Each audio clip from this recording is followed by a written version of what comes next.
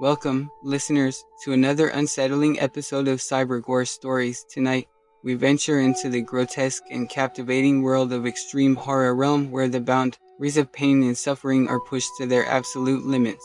Why do we find ourselves drawn to the goriest of spectacles, even when every instinct tells us to look away? It's a question that's haunted both creators and viewers of horror for decades. What is it about the art of gore that captivates us, that beckons us to confront the most visceral and disturbing aspects of human experience? Is it the thrill of the taboo, the fascination with human fragility, or simply the morbid curiosity of seeing just how far we can go? In this episode, we'll unravel the dark allure of gore.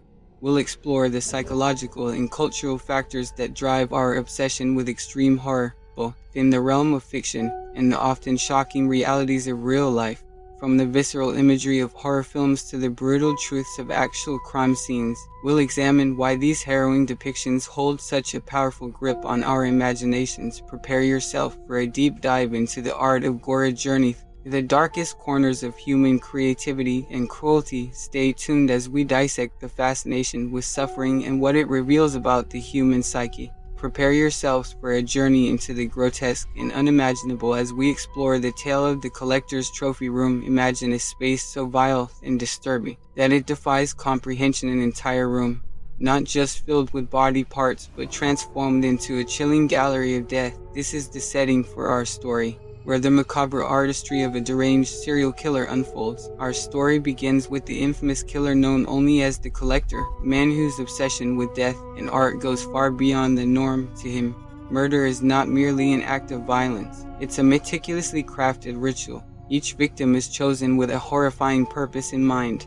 and their demise is just the beginning of a grotesque masterpiece. In this chamber of horrors, the walls are adorned with ghastly displays, human bodies arranged in unnervingly artistic poses, their final moments captured in grotesque tableau. Each piece of art represents a moment of terror, a chilling testimony to the killer's twisted creativity. Severed limbs become sculptures, and faces are frozen in screams, preserved forever in a nightmarish gallery.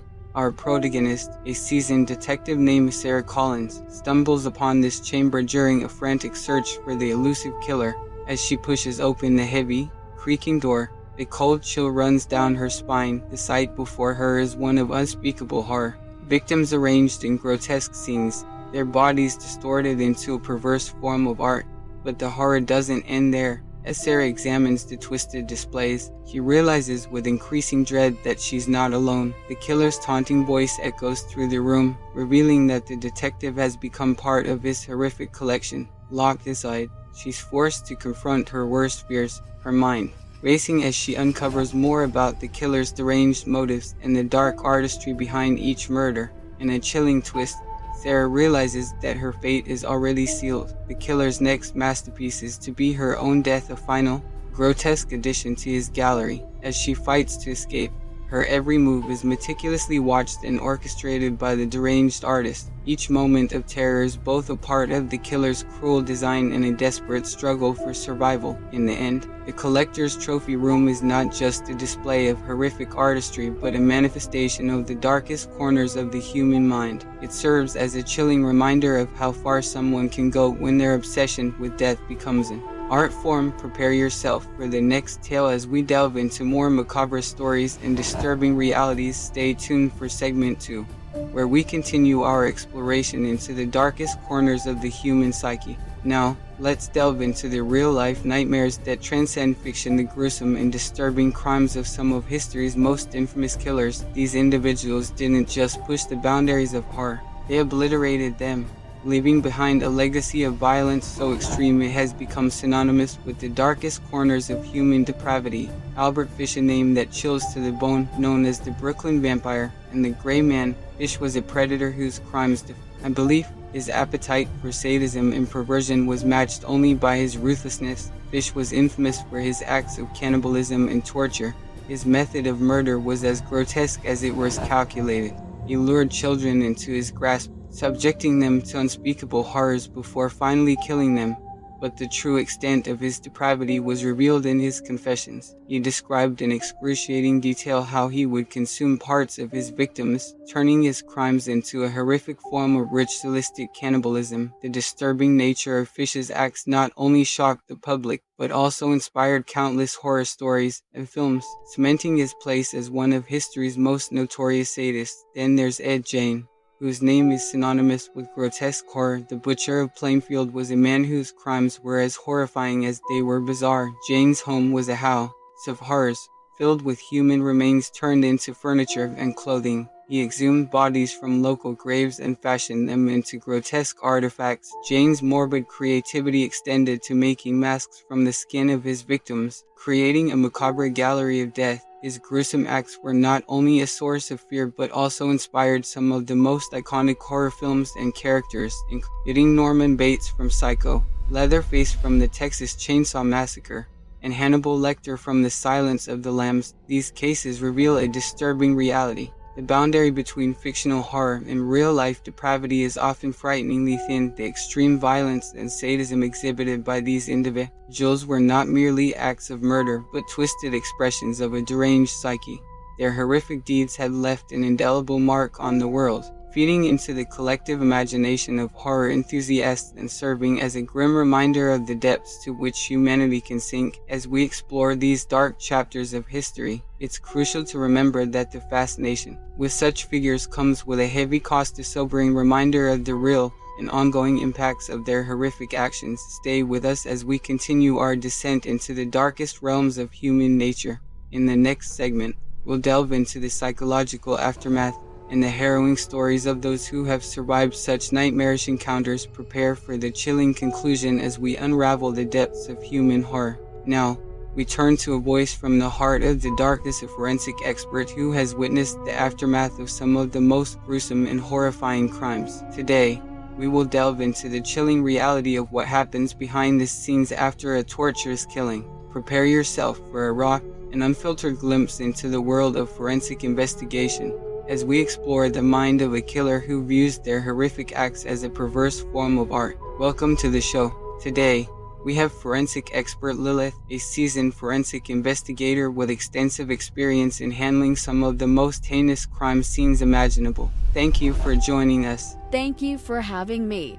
Let's dive right in. Can you describe what a crime scene looks like after a particularly gruesome and torturous killing?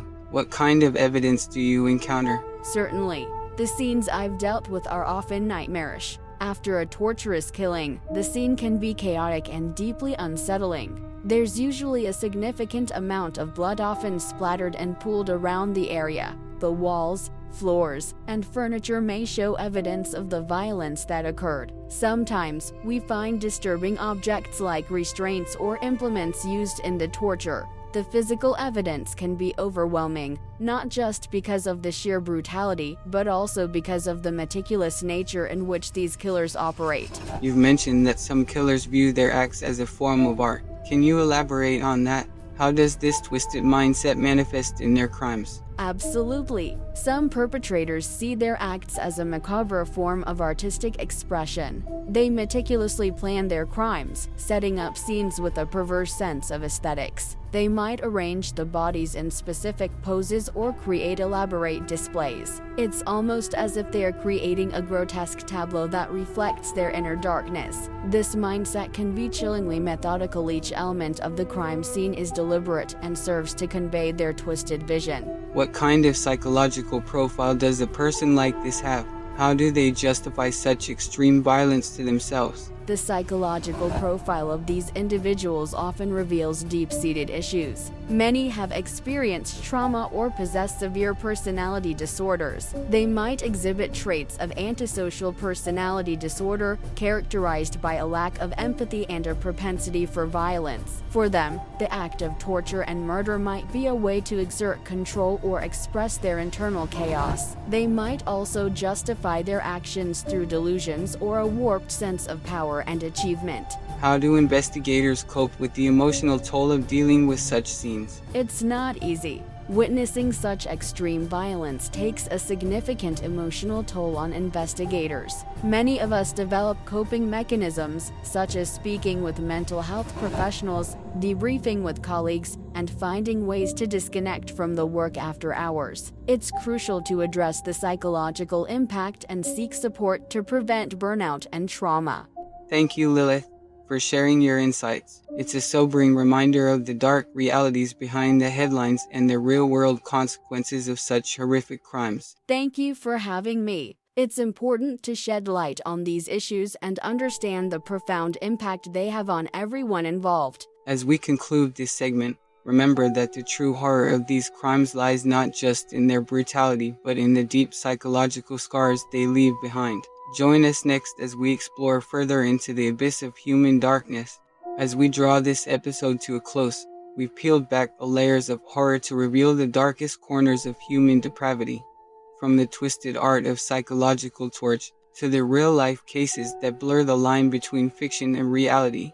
Today's journey has been nothing short of disturbing, but hold on to your nerves, because next time, we're delving even deeper into the abyss. Get ready to confront the grotesque and the inhuman as we explore the most terrifying figures imaginable, human monsters who embody the darkest aspects of our nightmares. We'll uncover the chilling stories of deformed serial killers and delve into the ghastly legends of flesh-eating cannibals. These are the stories that will push the boundaries of horror and leave you questioning the very nature of monstrosity. Be prepared for an experience that will haunt your thoughts long after the episode ends. Subscribe now and stay tuned for our next descent into the darkest recesses of human nature. Until then, remember, sometimes the most horrifying monsters are the ones that walk among us.